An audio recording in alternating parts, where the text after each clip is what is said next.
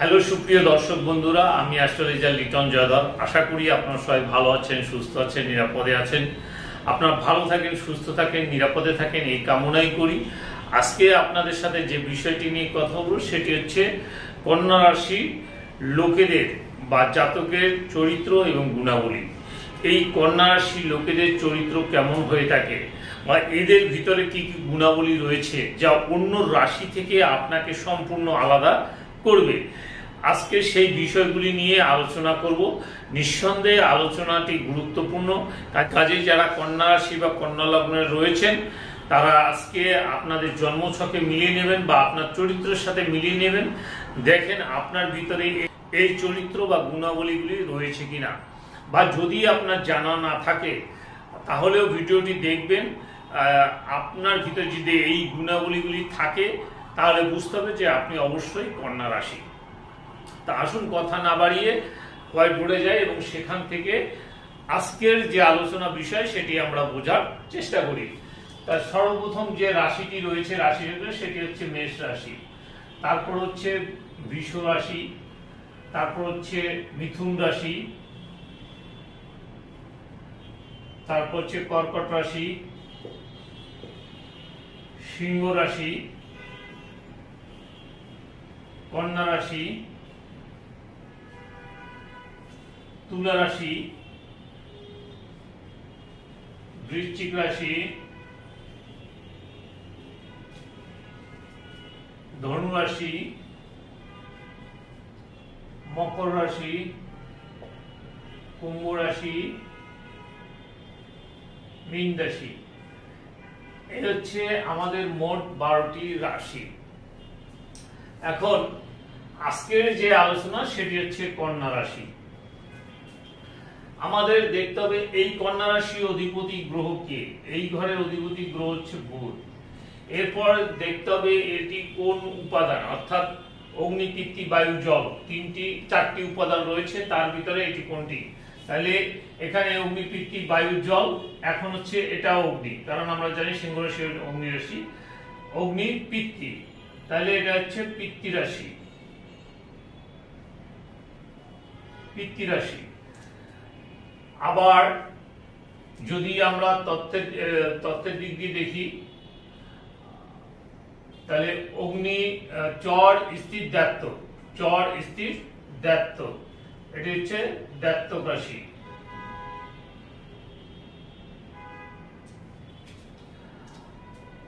তো এখানে আমরা যে বিষয়গুলি পাবো এই রাশির ভিতরে সেটি যে প্রথম, যেহেতু এই রাশির অধিপতি গ্রহ বুধ, অর্থাৎ বুধ হচ্ছে বালক গ্রহ, বুধ হচ্ছে বাক্যের কারক গ্রহ, বুধ হচ্ছে ব্যবসার কারক গ্রহ। এখন এর ভিতরে আমাদের যে মূল বিষয়গুলি সেটি আমাদের খুঁজে বের করতে হবে। যেমন যারা এই রাশির ব্যক্তি রয়েছে, যেহেতু একজন বালক বুধ, এই রাশির লোকেরা সহজে সবার সাথে মিশতে পারে, সবাই তাকে ভালোবাসে।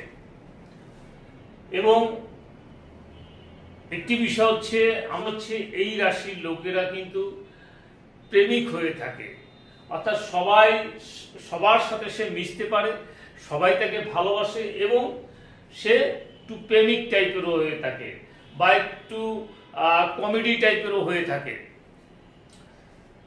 আবার এই রাশির লোকেরা কিন্তু কথা বা ভাষা, সুন্দর ভাষা তাদের ভিতর রয়েছে, তারা তাদের বাক্য দিয়ে বা কথা দিয়ে সহজে অন্যের মন জয় করতে পারে।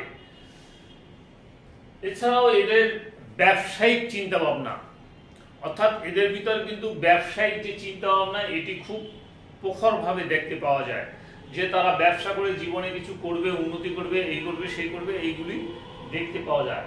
এই রাশির লোকেরা কিন্তু অনেক ট্যালেন্টফুল হয়, যেটি অন্য রাশির ভিতরে দেখতে পাওয়া যায় না, কারণ এর রাশির অধিপতি হচ্ছে বুধ, আর বুধ হচ্ছে বুদ্ধির কারক গ্রহ, বুধ হচ্ছে বাক্যের কারক গ্রহ। কাজেই এরা কিন্তু অনেক ইন্টেলিজেন্ট হয়,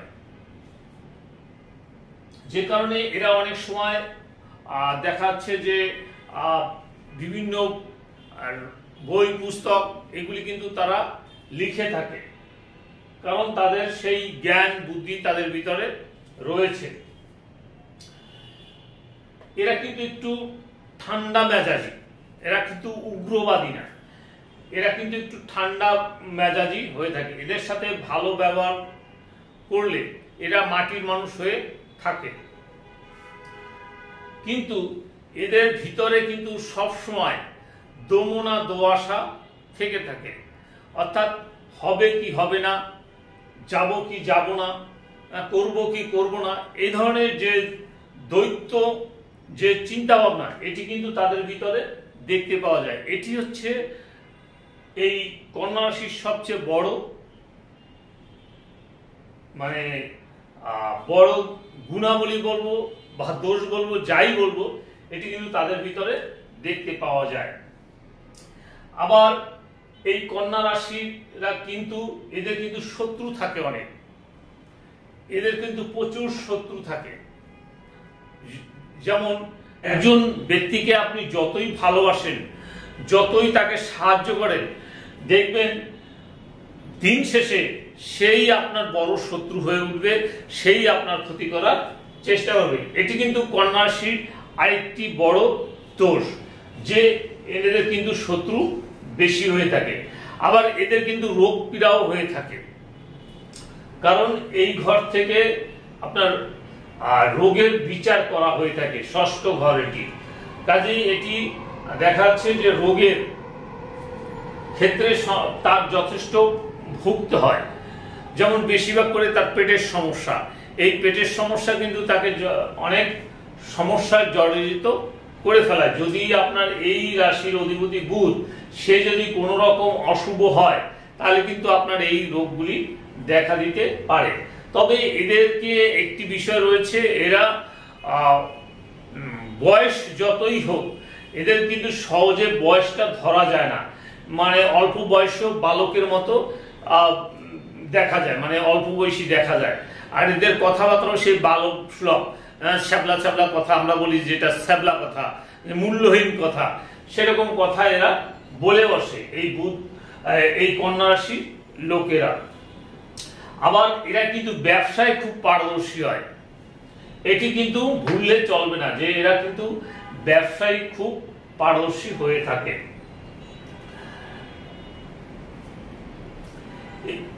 এরপরে যে বিষয়গুলি দেখতে হবে, যে এই রাশি অনুসারে এই রাশি অধিপতি গ্রহ হচ্ছে বুধ, এর মিত্র গ্রহকে, এর মিত্র গ্রহ হচ্ছে শনি, এঘরের অধিপতি শনি, এঘরে হচ্ছে শুক্র, এখানে বুধ, অর্থাৎ এখানে মালিকও বুধ, আর এটি হচ্ছে শুক্র। তা এই যে দ্বিতীয় ঘরের মালিক হচ্ছে শুক্র, তা শুক্র কিন্তু মানুষকে বিলাসিতা দেয়। এখন তাদের যে লিকুইড মানি, তাদের যে লিকুইড অর্থ, এটি কিন্তু তাদের বিলাসিতার জন্য প্রচুর পরিমাণে ব্যয় হয়। অর্থাৎ এরা কিন্তু সংসারে জিনিসপত্র, আসবাবপত্র এগুলি কিন্তু কিনতে জাঁকজমক ভাবে বা তার গৃহকে সাজিয়ে রাখতে এটি কিন্তু তারা পছন্দ করে, এবং সেজন্য তারা প্রচুর অর্থ কিন্তু ব্যয় করে থাকে। এই রাশি সাপেক্ষে 1 2 3 4 5 6, তার মানে এদের পঞ্চম রাশি এবং ষষ্ঠ রাশির অধিপতি হচ্ছে শনি। দেখাচ্ছে এই রাশি সাপেক্ষে এখানে হচ্ছে শনির ঘর। পঞ্চমে যদি শনির ঘর হয়, সেখানে কিন্তু তাদের প্রেম ভালোবাসা, এক্ষেত্রে কিন্তু তারা অনেক বাধাগ্রস্ত হয়। দেখাচ্ছে তাদের ভালোবাসা, প্রেম এগুলি কিন্তু সাকসেস হতে চায় না। তাদের শিক্ষা জীবনেও দেখাচ্ছে অনেক সময় বাধা চলে আসে, অনেক সময় সমস্যা সম্মুখীন তাদের হতে হয়। এবং ষষ্ঠ ঘর শনি, এই জন্য বলছি এদের কিন্তু দেখাচ্ছে গিটে গিটে ব্যথা, হাত পায়ে ব্যথা আর ইত্যাদি রোগ তাদের ভিতর কিন্তু দেখা দিতে পারে। আবার এদের কিন্তু হাই প্রেসারও হতে পারে, কারণ তাদের অষ্টম হচ্ছে মঙ্গল, এই ঘরের মালিক হচ্ছে মঙ্গল, আর এটি হচ্ছে অষ্টম ঘর। এখানে কিন্তু তাদের হাই প্রেসার হওয়ার সম্ভাবনা বেশি থাকে, উচ্চ রক্তচাপ বেশি হওয়ার সম্ভাবনা থাকে। এবং এদের কিন্তু এই যে বললাম না, এদের কিন্তু শুক্র অর্থাৎ মহিলা দ্বারা এদের কিন্তু ভাগ্য উন্নতি হতে পারে, কারণ এই ঘরের অধিপতি হচ্ছে শুক্র, অর্থাৎ নবম ঘরের অধিপতি হচ্ছে শুক্র, আর নবম হচ্ছে ভাগ্য। তাহলে এই কোনো নারীর দ্বারা বা কোনো মহিলার সম্পত্তি দ্বারা বা মামা বাড়ির সম্পত্তি দ্বারা বা এমন মাতৃ সম্পত্তি হতে পারে, আবার শ্বশুর বাড়ির সম্পত্তি হতে পারে ইত্যাদি, মানে যেটি যে অর্থের সাথে নারীর রিলেটেড রয়েছে সেই অর্থের দ্বারা সে জীবনে উন্নতি করতে পারে বা তার ভাগ্যের পরিবর্তন হতে পারে। তো আজকে আপনাদের সাথে আলোচনা করেছি কন্যা রাশি নিয়ে। তাই কন্যা রাশির জীবন কেমন হয়ে থাকে সেই বিষয়গুলি নিয়ে আজকে আলোচনা করেছি। আশা করি ভিডিওটি আপনাদের ভালো লেগেছে। যদি ভালো লাগে তাহলে একটি লাইক, একটি শেয়ার, একটি কমেন্ট করবেন এবং পরবর্তী কি ধরনের ভিডিও দেখতে চান আমাকে লিখে জানাবেন। আমি সেই অনুযায়ী ভিডিও বানিয়ে আপনাদেরকে উপহার দেওয়ার চেষ্টা করব। পরবর্তী ভিডিও পর্যন্ত আপনারা সবাই ভালো থাকুন, সুস্থ থাকুন, নিরাপদে থাকুন এই কামনা করে আজকের মতো বিদায় নিচ্ছি। সবাইকে অনেক অনেক ধন্যবাদ।